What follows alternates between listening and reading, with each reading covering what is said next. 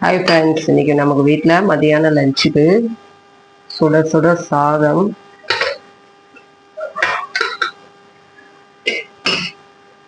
அதுக்கு மூக்கடலை, கத்திரிக்காய், உருளைக்கிழங்கு, முருங்கைக்காய்லாம் போட்ட காரக்குழம்பு,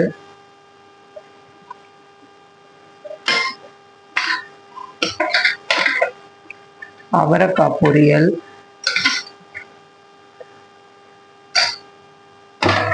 இது புதினா துவையல்,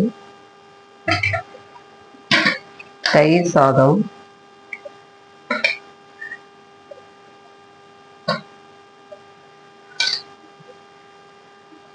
இது நோக்கல் ஜூஸ்.